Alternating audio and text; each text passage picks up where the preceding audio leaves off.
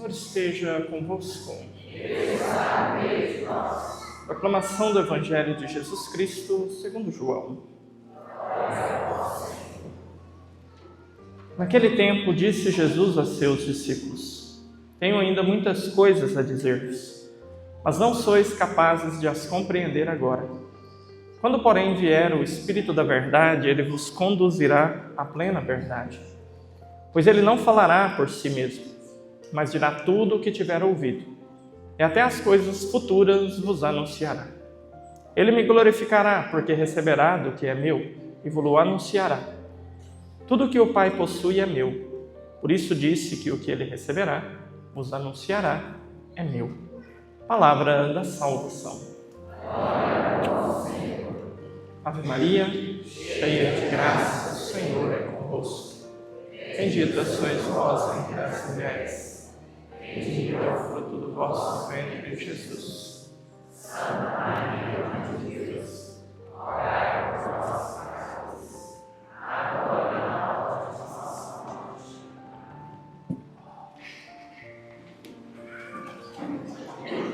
Maria Santíssima, nossa Mãe, vinde em nosso auxílio. Dai-nos a graça de compreender e viver a palavra do vosso Filho Jesus, Nossa Senhora das Graças. Amados irmãos e irmãs, vamos começar hoje fazendo um exercíciozinho seletivo. Eu quero que você escolha aí na sua memória, no seu coração, uma pessoa que você acredite que você conhece muito bem. Uma pessoa que está na sua história já há alguns anos, de preferência muitos anos, e que você já conviveu um bom tempo com essa pessoa. Então, você acredita que você a conhece muito bem, né?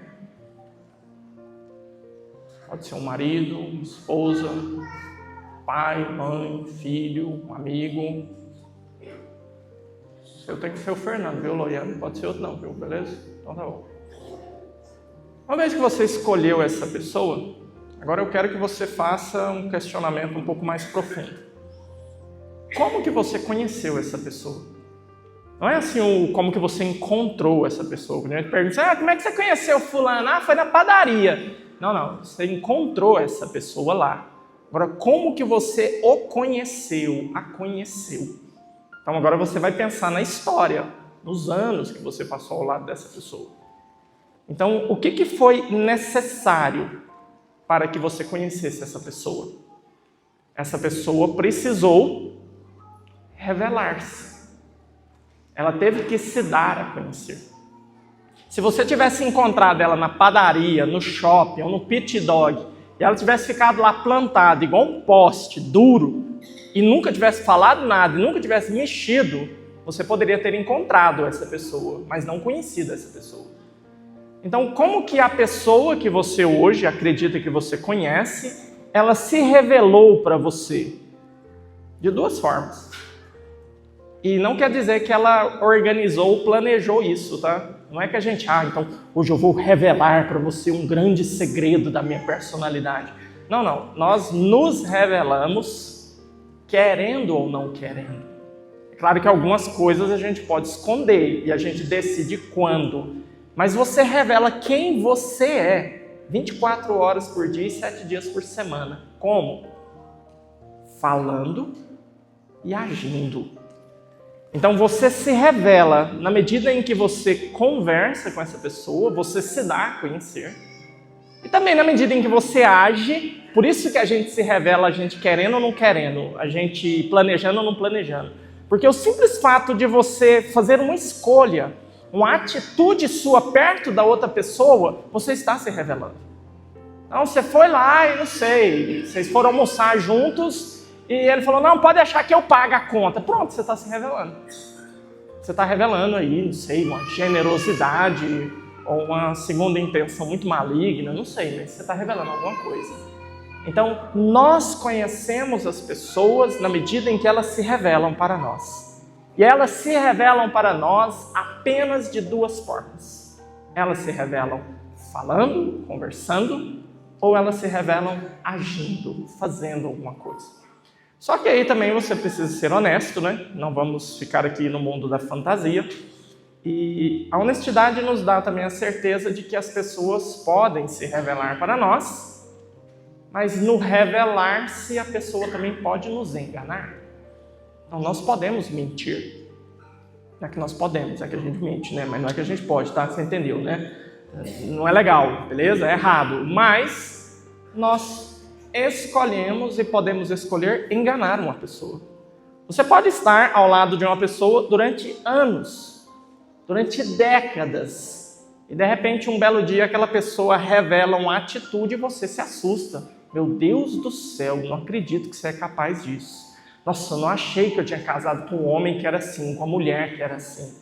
Então, as pessoas se revelam para nós, nós podemos conhecer as pessoas, mas nessa revelação e nessa compreensão, também nós precisamos ser honestos, nós podemos nos enganar. E nós podemos quebrar a cara. As pessoas podem nos enganar. As pessoas podem mentir. As pessoas podem fazer com que a gente pense que elas são algo, mas na verdade elas são outra coisa bem diferente. Agora, se a nossa capacidade de compreender, de conhecer as pessoas é assim, tem que haver relação, tem que ter conversa, tem que ter interação, tem que ter atitude. Com Deus não é diferente. Então, você conhece a Deus? Bom, acredito que a resposta aqui para todos em uníssono deve ser sim. Uns mais, uns menos. Mas nós conhecemos a Deus. E como que nós chegamos a conhecer a Deus? O que nós sabemos sobre Deus, sabemos como? Nós sabemos algo sobre Deus porque Deus também se revelou. Se Deus não quisesse se revelar, nós não saberíamos nada dele. Mas ele quis se revelar. E da mesma forma que você conhece uma pessoa se revelando por palavras e ações, Deus também, sendo pessoas, aqui é bom lembrar do plural, tá? Senão a festa de hoje vai para as cucuias. Então, Deus sendo pessoas, Deus também se revela. De que forma? Palavras e ações. E na medida em que nós ouvimos o que Deus diz e observamos as ações de Deus, o que vai acontecendo?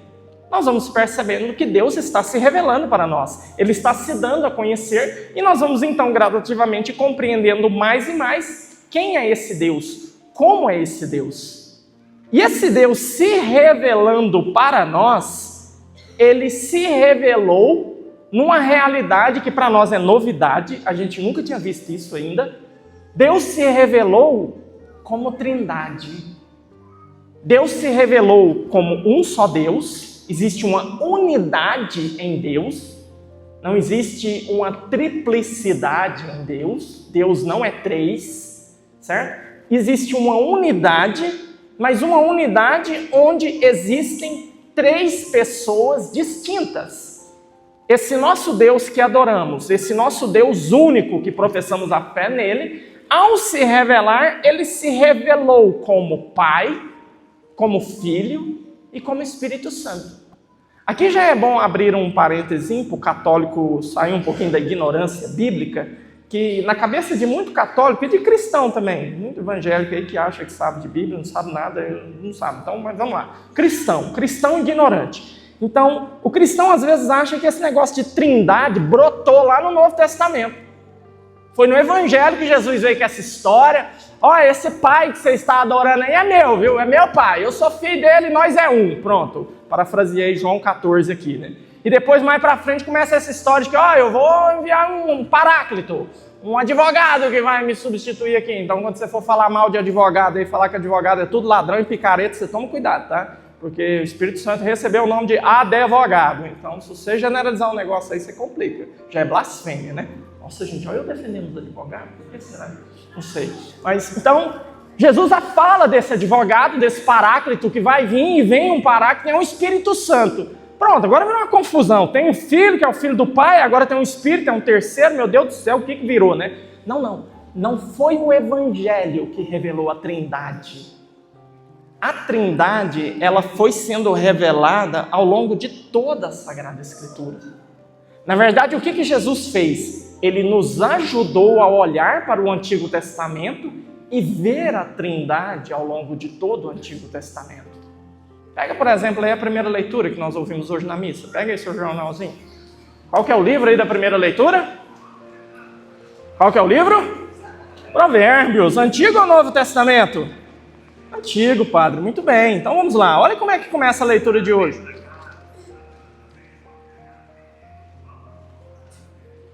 Ok, boa sorte aí nas vendas, né?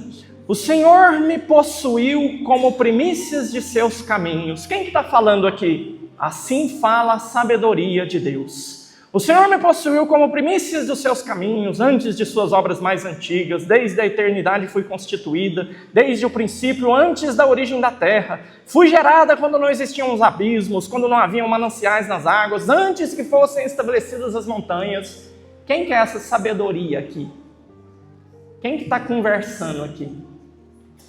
A segunda pessoa da Santíssima Trindade. Como é que a gente sabe? O Evangelho de São João ajudou a gente a olhar para esse texto e entender que essa pessoa aqui é o Filho, a Santíssima Trindade está sendo revelada aqui. Por quê? No primeiro capítulo do Evangelho de São João, quando São João está falando do segunda pessoa da Santíssima Trindade, o Verbo, antes de se encarnar, antes de ser Jesus, como que São João chama a segunda pessoa da Santíssima Trindade? No princípio era a Palavra. A Palavra estava com Deus. A Palavra era Deus. Tudo foi feito por meio dela. Sem ela nada foi feito. E a Palavra se fez carne e habitou entre nós. São João está falando de Jesus. O Evangelho de São João foi escrito em grego. A palavra que São João escreve não é palavra, é logos. Tinha um carro antigamente, aí na década de 90, que chamava Logos, eu acho, né? O pessoal que teve isso sofreu pra caramba. Mas o que é Logos em grego? É uma palavra que não tem jeito da gente traduzir com uma palavra. O tradutor, então, ele precisa escolher uma palavra. Mas Logos poderia ser traduzido como sentido, como razão, como pensamento. A Bíblia Ave Maria de vocês, que vocês têm em casa, mas muitos aí, se vocês pegarem o capítulo 1 de São João, vocês vão ver que lá não está escrito, no princípio era a palavra, vai estar assim, no princípio era o verbo. Por quê? Porque o tradutor pensou, bom, palavra, pobre, eu queria uma palavra poderosa. Qual que é a palavra poderosa? É a palavra que está em ação. Qual que é a palavra que está em ação na nossa gramática portuguesa? O verbo. O verbo é uma ação. Então por isso que o tradutor escolheu o verbo. Mas o outro tradutor escolheu palavra. Mas o que São João está tentando dizer? O pensamento de Deus, a razão de Deus, a expressão de Deus. Quando Deus fala, quem que está falando? A segunda pessoa da Santíssima Trindade é a palavra de Deus. Por isso que aqui quando a gente ouve essa sabedoria, e está falando dessa sabedoria que era antes, e ela estava antes, e ela foi gerada antes, o Espírito Santo não foi gerado pelo Pai, só o Filho. O Espírito Santo procede do Pai e do Filho. Mas quem é gerado é o Filho. O Filho é gerado. O Pai é o gerador. Então, lendo esse texto, iluminados por Jesus, de quem que esse texto está falando? Da segunda pessoa da Santíssima Trindade. Esse texto está falando da Trindade. E assim nós poderíamos pegar dezenas de textos no Antigo Testamento. E só depois de Jesus revelar-se por ações e por palavras, falar da sua relação com o Pai, falar da sua relação com o Espírito, hoje o católico pode ir lá nos textos do Antigo Testamento e ler e falar, poxa vida, olha aqui a Trindade, olha que legal, aqui esses três aqui que visitaram Abraão, parece que são três anjos, não sei, mas estão ali conversando e tal e coisa, é a Trindade, não é outra coisa. Então, olhar para as Sagradas Escrituras, olhar para a história da salvação, faz com que nós enxerguemos nas palavras e nas ações de Deus quem é Deus. E por que é tão importante para o católico entender que Deus é Trindade? Seria muito mais fácil se Deus tivesse se ocultado enquanto Filho e Espírito e revelado somente o Deus como Pai, e a nossa cabecinha ficar muito mais tranquila com isso. Mas por que é tão importante para a gente entender que Deus é Trindade? Porque quando Deus se revelou como Trindade, Deus se revelou como um Deus que não é sozinho, um Deus que não é solitário. E quando Deus se revelou como Trindade, sendo o Pai aquele que gera o Filho, e o Pai ama o Filho, e o Filho ama o Pai, e o amor do Pai pelo Filho é um amor tão poderoso que se personificou numa pessoa que é o Espírito Santo, e desde toda a eternidade o Pai ama o Filho é amado pelo Pai, o Espírito é o amor, entendeu? Beleza, depois você assiste o YouTube umas 15 vezes para você entender melhor isso aqui, viu? Mas quando você vê todo esse drama, esse círculo de amor, você consegue compreender que Deus, ao se revelar, Ele revelou a sua identidade. Qual é a identidade de Deus? Qual é a essência de Deus? Deus é amor. Esse aqui é o passo mais profundo que a revelação das Trindade nos dá. Olhando para um Deus que é Trindade, eu chego à conclusão que Deus é amor. Você está acostumado a ouvir isso aqui, tá? Você está acostumado a ver até umas igrejinhas que chama Deus é amor. Mas para pensar o tanto que esse negócio é doido. Você dizer que Deus é amor. Vamos pensar nos amores que você tem na sua vida. Pensa aí. Sua mulher, seus filhos, seu marido. O marido chega na esposa e fala assim: ai, esse é o amor da minha vida. Mentira. Pode falar, pode fazer uma voz bem orgasmática, pode fazer o que você quiser, mas é mentira. Ela não pode ser o amor. Nem da sua vida, nem da de ninguém. Não pode. Mas, padre, ela é tudo para mim. Mentira. Mentira sua. É romântico, é bonito, vale um cacho de flor no dia dos namorados. Mas é mentira. Não é. Não tem como a sua esposa ser amor. E não tem como seu esposo, o esposo é mais difícil ainda, coitada, ser amor. Não tem jeito. Por quê? Por que nós não podemos ser amor? Porque se fôssemos amor, todas as nossas ações, sem exceções, seriam ações de amor. Fala para mim que uma vez ou outra você não pisou na bola. Fala para mim que uma vez ou outra você não errou, você não odiou, você não maltratou, você não foi egoísta, você não foi soberbo, você não foi irritante, você não foi um enguiço. Só precisa de uma, tá? Não precisa de duas. Se uma vez você foi alguma dessas coisas, você não é amor. Ou seja, para nós, o amor é o quê? Não é uma identidade. O amor é uma escolha. É diferente. Para nós, o amor, ele é resultado de uma luta. Ele é um desafio. Eu tenho que, a cada dia, escolher se amo ou não. Mas eu não sou amor. Eu posso amar hoje, mas eu posso não amar amanhã. Porque o amor é uma escolha. Por isso que eu acho tão tosco essa palavra, quando de vez em quando o povo vem atrás de mim e fala. Acho tão bizarro. Ai, padre, eu não sei o que aconteceu. Eu acho que o meu amor acabou. Meu amor pelo meu marido acabou. Tá errado, Suanta. Não tem jeito de amor acabar. Não tem jeito. Porque o amor é uma escolha. E todo dia você escolhe amar ou não. Então seja honesta. Passa um óleo de peroba na cara e fala para o seu marido: eu não quero te amar mais hoje. Não quero. Esposa, eu não quero te amar. Eu escolhi não te amar mais. Vai para os quintos dos infernos. Seja honesto. Mas não fique inventando, forçando a barra na língua portuguesa, porque não dá para usar essa frase. O meu amor acabou. Não, não acaba. Você decide se você ama ou não. Então, por isso que só tem jeito de dizer que é amor para Deus. Por quê?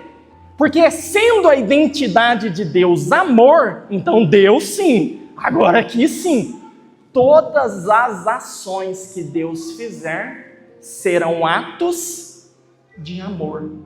Deus é incapaz de não amar. Não existe nada que Deus possa fazer que não seja amor. Se o amor para nós é uma escolha, para Deus não é. Deus não tem a escolha de não amar. É meio doido falar, mas Deus não é livre para não amar. Ele só pode amar.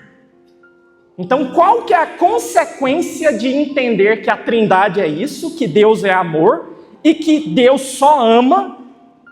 A consequência disso é você aceitar, e essa é a sua fé católica, tá? Presta atenção. É você aceitar que sendo Deus amor, e tudo o que Ele faz é amor por mim, é amor pelos seus filhos, a única alternativa agora que eu tenho, já que eu sou incapaz de ser amor e de agir com amor naturalmente, agora amparado pela graça, porque sozinho também é impossível, eu preciso fazer da minha vida um projeto de vida, onde todas as minhas escolhas eu escolherei o amor. Essa que é a ação do cristão. É esse que é o desafio do cristão. É olhar para Deus, que ama naturalmente, de graça, não dá conta de não amar, e me posicionar diante desse amor. Eu posso escolher amar. O amor para mim não vai ser natural, mas porque Ele me ama, eu quero amar. Amados irmãos e irmãs, a consequência disso é avassaladora. Para olhar na sua vida com honestidade, quantas vezes você reclamou daquilo que Deus permitiu que acontecesse na sua vida? Eu não vou falar daquilo que é a vontade de Deus na sua vida, porque as pessoas usam com muita banalidade esse termo. É muito desrespeitoso, então toma muito cuidado quando você for abrir a boca para falar, isso foi a vontade de Deus. Toma muito cuidado, tá? Muito cuidado. O caminhão passou por cima do filho da senhora lá e esmagou a cabeça do menino e morreu. Aí chega a vizinha, gente boa, católica, né, rezadeira, né, bate no ombro dela e fala assim, fica tranquila, é assim mesmo, era a vontade de Deus, vai para os quintos infernos. Que Deus é esse que quer que uma carreta desembestada passe por cima da cabeça do meu filho? Isso não pode ser a vontade de Deus. Não pode. Mas Deus permitiu. É diferente. Deus pode não ter querido, mas Ele deixou acontecer. É diferente. Então, quantas vezes Deus permitiu coisas na sua vida e na minha vida que a gente não gostou? E que a gente se revoltou? E que a gente ostentou uma voz assim, voraz para Ele, né? Por que o Senhor deixou isso acontecer comigo? Por que o Senhor permitiu que isso acontecesse? Como o Senhor foi capaz de fazer isso comigo? Então, volta a fita. Todas as ações de Deus são ações de amor. Então, se Deus permitiu isso com você, que você não gostou, tá doendo pra caramba, mas Deus permitiu isso porque Ele te ama. E de alguma forma Ele sabe que aquilo ali vai chegar num ponto em que aquilo ali vai trazer para você um bem salvífico que sem aquilo você não teria e talvez você não alcançaria. Eu, nos últimos meses aí, a comunidade acompanhou minha família, a gente teve a experiência do falecimento do meu pai. E na missa de corpo presente do meu pai, tinha aqui vários padres que celebraram comigo, com o Dom João. E dentre eles estava o Padre Eli, que é um padre que eu prezo muito, tenho um respeito muito grande por ele. Naquela missa eu fiz uma pregação, a missa de corpo presente do meu pai, onde eu partilhei que nos últimos 10 anos, mais ou menos, o meu pai só confessou comigo. Pensa bem. É botar muita fé no sacerdócio do filho, né? Não, porque meu pai tinha uma preguiça enorme de pegar fila de confissão.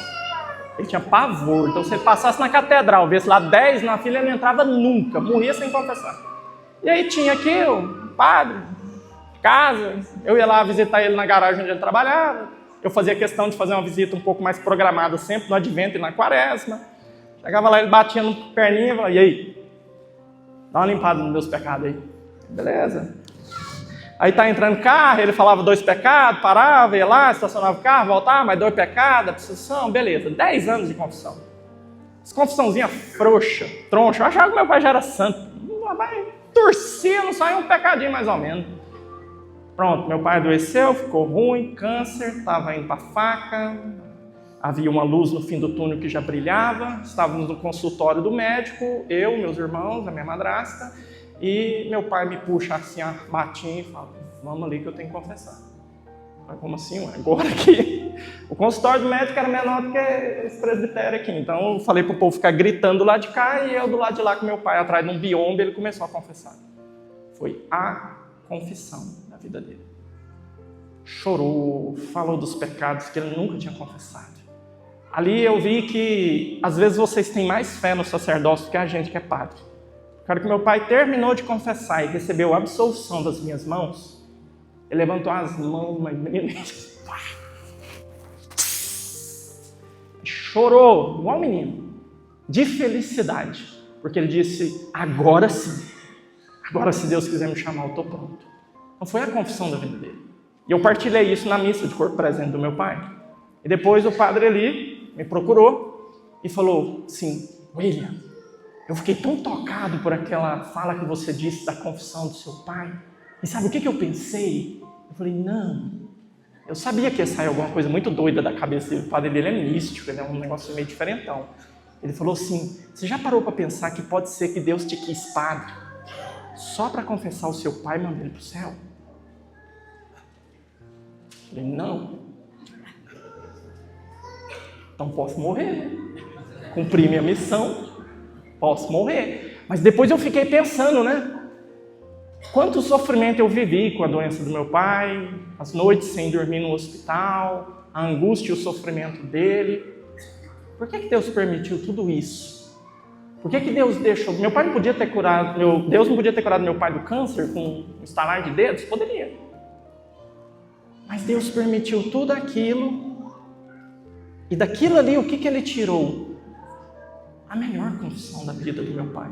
Agora que eu vou ser ousado e vou dizer algo que, na pior das hipóteses, poderia ter acontecido. Se o meu pai nunca tivesse adoecido, se o meu pai tivesse tido uma vida longa e saudável, se meu pai fosse aqueles velho marombeiro, travado, corda de negócio lá e tal, naval, uma alimentação balanceada, jogasse aí todo final de semana uma bolinha, saradão, aqueles velhão de 90 anos assim, travado. E meu pai, de repente, um dia, tivesse um infarto e morresse. Eu ouso dizer que provavelmente meu pai teria perdido a sua alma. Provavelmente. Porque talvez ele nunca teria tido aquela oportunidade, daquela confissão que mudou a vida dele. Então, entende? O que é a Trindade? O que é Deus sendo amor na nossa vida? O que é você acreditar na Trindade? Aí o católico acha que é um mistério muito complexo. Não sei. Deus é um, é três. Cala sua boca, para com isso.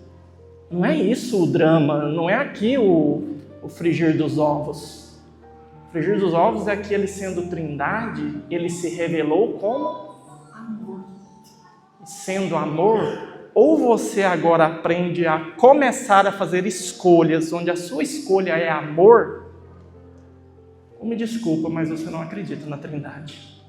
Você não quer viver a Trindade.